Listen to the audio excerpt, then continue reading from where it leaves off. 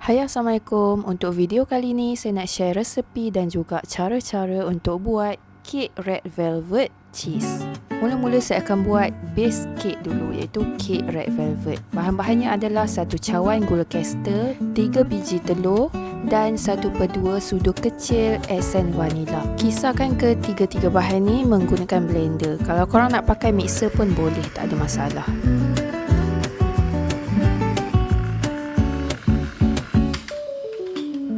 Bahan yang pertama tadi kita dah siap kisar. Sekarang saya masukkan setengah cawan susu pekat manis, 1 cawan susu cair dan juga 1 cawan minyak masak. Nak kek lagi sedap, masukkan 100 hingga 130 gram yogurt. Yogurt biasa je yang kosong. Tambahkan juga 1 sudu besar Ovaltine, 1 sudu besar serbuk koko, 1 sudu besar pewarna merah dan juga 2 sudu besar Emalco red velvet. Last sekali masukkan 1/4 sudu kecil garam halus dan saya akan kisarkan ke semua bahan tadi.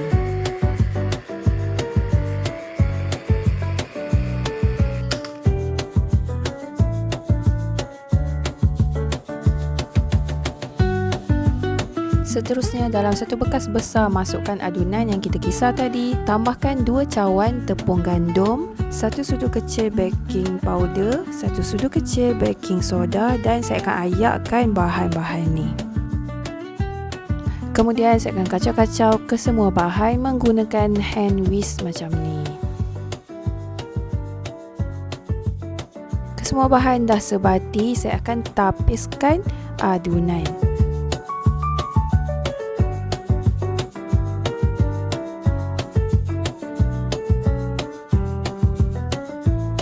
Seterusnya sediakan plastik kontainer ataupun Tupperware macam ni. Saya gunakan saiz 350.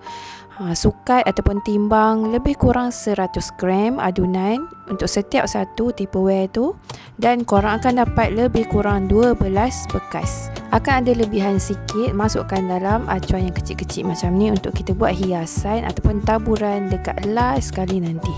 So semua dah ready, sekarang masa untuk kita mengukus. Saya kukus selama lebih kurang 25 minit menggunakan pengukus elektrik Trio.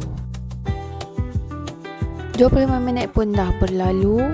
Kek kita pun dah siap. Saya kukus 6 biji dulu, kemudian saya akan kukus lagi sekali 6 biji. Untuk mengurangkan risiko kek tak jadi ataupun kerosakan kek, lebih baik ataupun kita elakkan je lah untuk kukus 2 layer terus. Buat 1 layer dulu.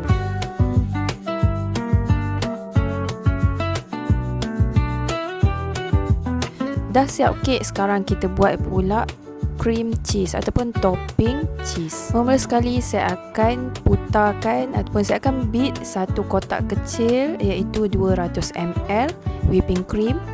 Menggunakan hand mixer, saya gunakan speed 3. Beat sampailah sedikit kental. Proses ni memang lama sikit, okay? Tapi korang kena bersabar sampailah korang tengok whipping cream tu makin lama dia akan semakin pekat ataupun kental. Macam ni. Kalau saya dah cukup dah macam ni. Ketepikan whipping cream. Sekarang dalam mangkuk lain saya akan masukkan 375 gram cream cheese. Untuk cream cheese, make sure keluarkan lebih awal dari peti ais supaya senang untuk kita nak lembutkan. Saya akan pukul cream cheese ni sampai lembut menggunakan speed 1 dulu, kemudian bolehlah naikkan speed bertahap. Naikkan 2, lepas tu naikkan speed 3. Kemudian stopkan mixer sekejap, masukkan whipping cream yang kita ketepikan tadi. Yang kita dah pukul tadi tu masukkan dan kita pukul sebati. Untuk part ni saya gunakan speed 1. Jangan lupa untuk kaut balik. Boleh stopkan mixer sekejap untuk kita kaut balikkan dekat bawah-bawah tu. Kita nak semua adunan kita ni sebati.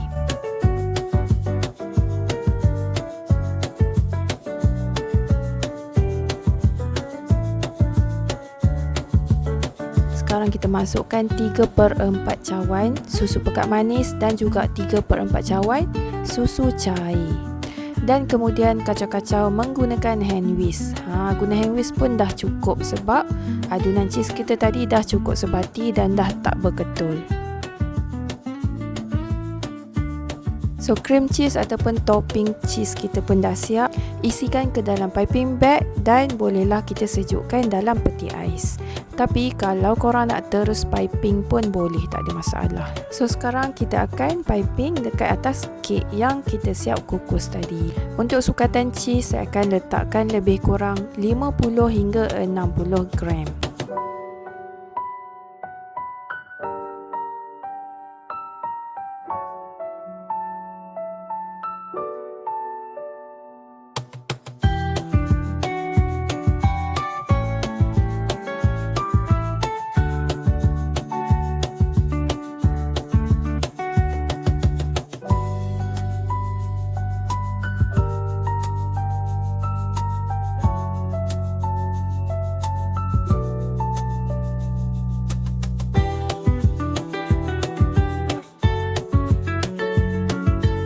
Kemudian last sekali saya akan parutkan kek kita dengan cheddar cheese block. Barulah kek kita ni lengkap.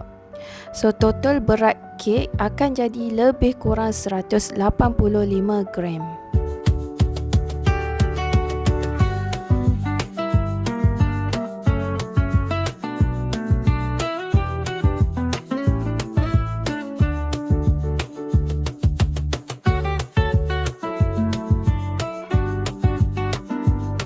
Untuk last kali ni, ini adalah optional. Kalau ada lebih, boleh buat. Parutkan ataupun tabur dengan lebihan kek red velvet yang kita masukkan dekat acuan kecil-kecil tadi.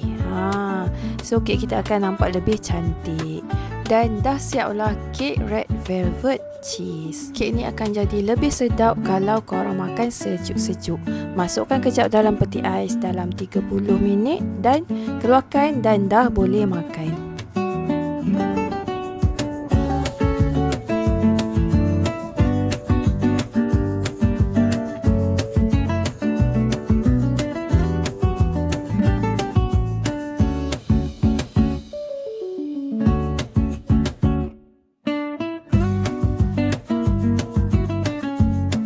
Jangan lupa like, komen, share dan subscribe YouTube channel Umi Hasna untuk perkongsian resepi seterusnya.